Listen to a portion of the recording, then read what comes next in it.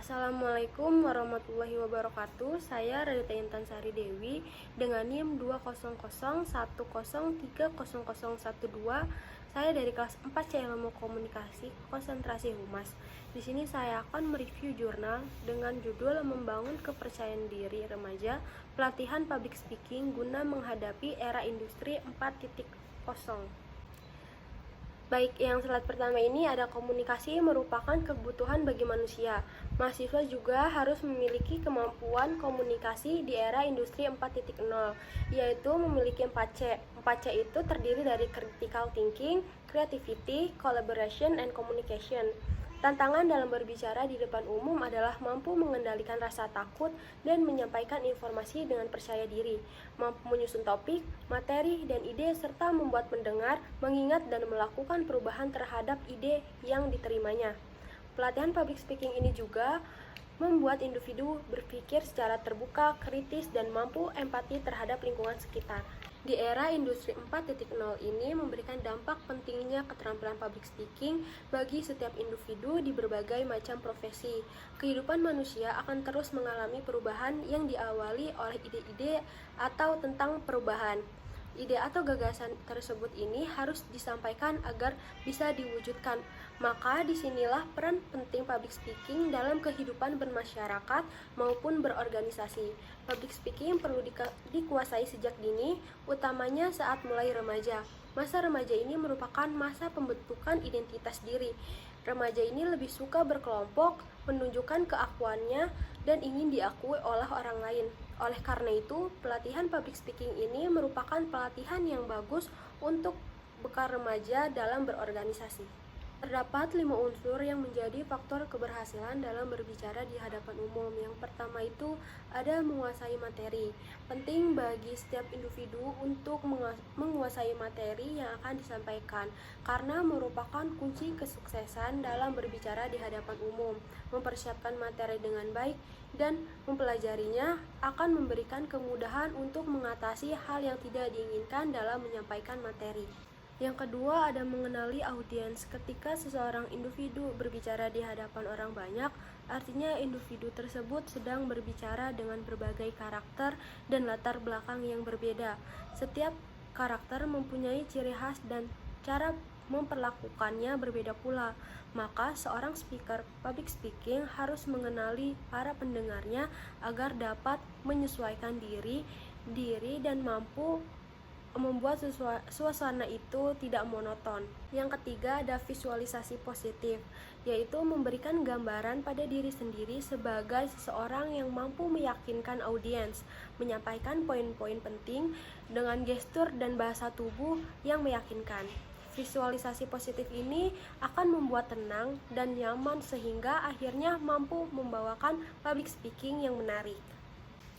Yang keempat, jangan meminta maaf. Jangan meminta maaf di awal ataupun di akhir berbicara, karena kesalahan atau kurangnya persiapan akan membuat audiens berdampak pada menurunnya kepercayaan audiens untuk memberikan perhatian. Kesalahan di balik panggung tidak akan diketahui oleh audiens jika pembicara sendiri tidak menyampaikannya. Maka fokus pada materi yang akan disampaikan, dan kejadian di atas panggung akan menjadikan kesalahan-kesalahan kecil tertutupi. Yang kelima, berjaga-jaga. Sebelum menyampaikan materi, seorang pembicara akan menguji dirinya sendiri atau kepada orang-orang di sekitarnya. Hal ini sebagai antisipasi agar tidak terjadi kejadian yang tidak diinginkan selama menyampaikan materi dan mampu diatasinya. Pada metode kegiatan public speaking ini ada tahapan kegiatan pengabdian masyarakat, dimulai dari persiapan hingga pada penutup. Yang tahap pertama itu ada assessment, yang kedua ada diskusi, yang ketiga ada public speaking, materi, penyampaian materi, dan yang keempat ada praktek public speaking, dan yang kelima penutup. Pada tahap assessment ini, kegiatan ini diawali dengan melakukan observasi dengan memberikan stimulus kepada peserta agar bersedia menyampaikan pendapat secara singkat dan bergantian. Para peserta diajak berdiskusi secara aktif oleh trainer selama kurang lebih 10 menit Hal ini bertujuan untuk mencairkan suasana, menggali pengetahuan para peserta mengenai public speaking, dan untuk melatih keberanian mengungkapkan pendapat, serta keberanian berbicara di hadapan umum. Tahapan selanjutnya yaitu memberikan materi public speaking. Materi akan disampaikan kurang lebih 20 menit dengan pembahasan yaitu tujuan komunikasinya, pengertian public speaking, permasalahan dalam public speaking, dan cara mengatasinya. Dan setiap pemateri itu memberikan contoh bagaimana berbicara di hadapan umum dengan baik. Tahap selanjutnya yaitu praktek public speaking. Jadi di sesi ini peserta ini diberikan kesempatan secara langsung untuk berbicara di depan umum yang bertujuan untuk mengetahui perbedaan antara sebelum dan sesudah menerima materi public speaking ini.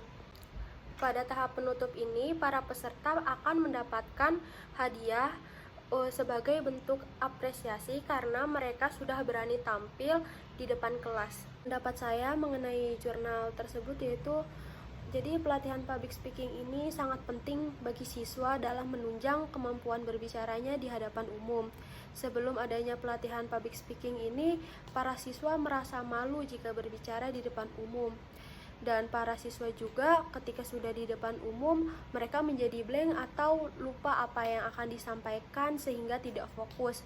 Jadi pelatihan ini memberikan pengetahuan, teknik, pengalaman, dan keterampilan public speaking pada siswa untuk mendukung aktivitasnya di sekolah dan masyarakat. Hal ini juga sesuai dengan tujuan pendidikan nasional mengenai penguasaan keterampilan 4C, yaitu critical thinking, creativity, collaboration, dan communication. Para siswa juga menjadi lebih percaya diri, termotivasi, dan memiliki antusias untuk berbicara di depan umum. Hal ini bisa menunjang keberhasilan siswa baik di akademik maupun dalam kegiatan berorganisasi. Mereka bisa mengkomunikasikan ide dan mengajak orang lain untuk melaksanakan ide mereka untuk melakukan berbagai kegiatan yang positif. Baik, cukup sekian presentasi dari saya. Kurang lebihnya mohon maaf. Wassalamualaikum warahmatullahi wabarakatuh.